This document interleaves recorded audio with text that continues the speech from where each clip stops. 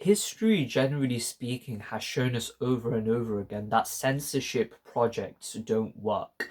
This is because, even let's say in the moment, even within the generation or the decades, let's say, in which this censorship project is taking place, even if in that moment it's successful, later on, history and historians look back, and the general masses look back at those events and they wonder how these people could have gotten away with such censorship. And history has a funny way of vindicating those who were censored. And oftentimes later on, even if it takes centuries, we come to view the censored as intellectual victims who stood up against, let's say, a dominant narrative, and the censorers as oppressors who restricted the liberty of conscience of other peoples. And this has been shown time and time again throughout history. For example, of course, in, let's say, the medieval wars, in Europe especially, the Catholic Church may have tried to censor some of its critics.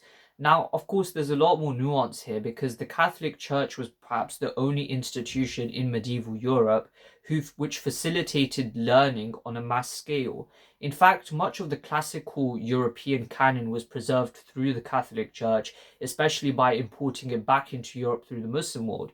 And so for that, the Catholic Church definitely deserves, an appreciation at least for it having preserved learning and knowledge and wisdom in an era of, ignorance in the European context. But the biggest mistake the Catholic Church did make was its attempt to censor or silence certain critics or engaging in religious persecution. And this, of course, led to the Protestant Reformation and the subsequent wars of religion. And gradually, Europe went from, a Catholic Christian civilization to a modern secular civilization. And inevitably, the Enlightenment came about, and Europe as a whole rejected, kind of Christianity in the public sphere at least. And increasing numbers of intellectuals began to, doubt the truthfulness of Christianity. And so, ironically, what some well intended, albeit foolish and quite even oppressive, Catholic leaders and Catholic thinkers may have sought to do, which was to stop supposedly falsehood and unchristian sort of perspectives spreading by censoring them, inevitably they did the opposite of what they were trying to do. And they inevitably led to the Catholic Church's own decline by engaging in such persecution, such censorship. Ironically, this also extends to the Protestants as well, because the actions of the Protestants, and both of the Protestants and the Catholics, and the wars of religion that they engaged in, and the persecution that they committed against one another, and the attempted censorship, inevitably led to Europe becoming a very secular place. And so the thing that they tried to do was to make their religions more sort of religious, to make their societies more religious in their own image, inevitably backfired and inevitably failed because of the extremism that they went to. A similar thing can also be said in the context of the Islamic world. For example, when the Mu'tazila tried to impose their beliefs upon the masses, it inevitably led to a traditionalist backlash. And ironically enough, the Mu'tazila in their original form were eventually wiped out. And they survived obviously in the Shia schools. The Shias adopted Mu'tazili theology. But the irony was is that the Sunni Mu'tazili schools, they eventually died out. And they tried to impose their creed upon the masses. It was rejected, and inevitably the traditionalists won out in the end over them. And this is one of the great ironies, that the censorers, those who try to censor other people, they think that they're preserving their own ideology, or they're asserting the dominance of their own belief system upon the rest of society.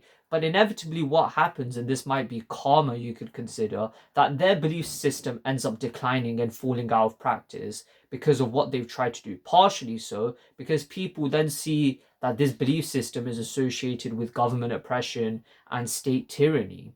And ironically enough as well, by the way, the Atharis and the Hanbalis, they also carried out their own inquisitions once they came into power. They also persecuted others, like the Mu'tazila, for example, especially when they were in power in Baghdad at the time. But even they were eventually replaced. The Atharis were eventually replaced, And then for 600 or 500 years, the dominant kind of narrative within the Muslim world was the Ash'ari or Maturidi, Sufi, and sort of four schools of jurisprudence traditionalism. But eventually, even that came under question, that came under scrutiny.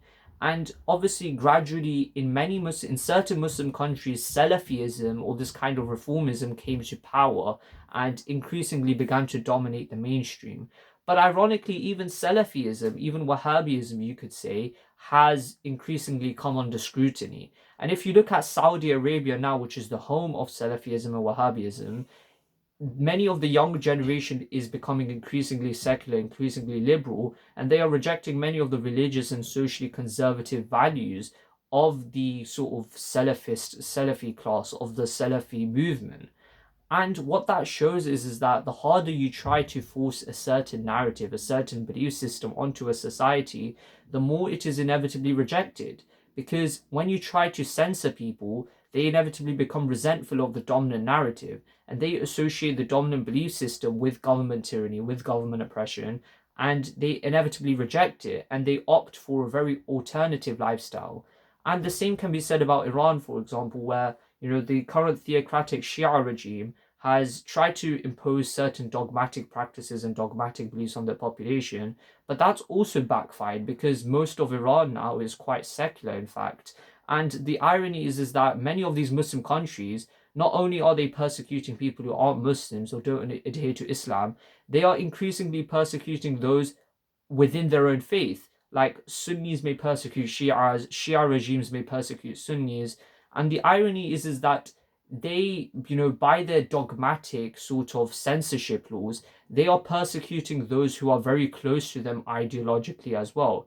And one of the great irony of censorship projects throughout history is that not only do they target their ideological enemies, they also inevitably target those who are ideologically close to them as well, which is a very big irony, in fact.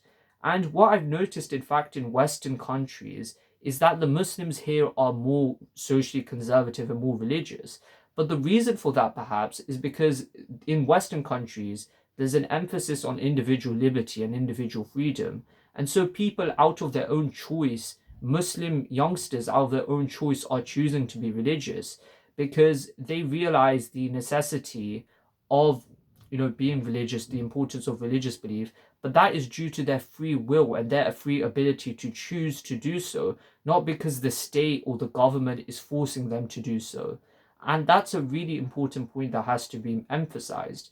So, really and truly, the point here is that individual liberty has to be emphasized, and censorship has never worked. Even if in the moment it seems like the censorers are winning and they've imposed their dominant narrative on the society, later on, people inevitably look back. History looks back at those people and they see them for what they are: government tyranny and government oppressors who are using a certain belief system to justify their censorship and tyranny. And inevitably, if you emphasize individual liberty within a society, you emphasize people's freedom within a society, they will naturally gravitate themselves towards the belief systems you like, the belief systems that you want to practice and live by, because they associate those belief systems then with justice and not with state tyranny and state oppression.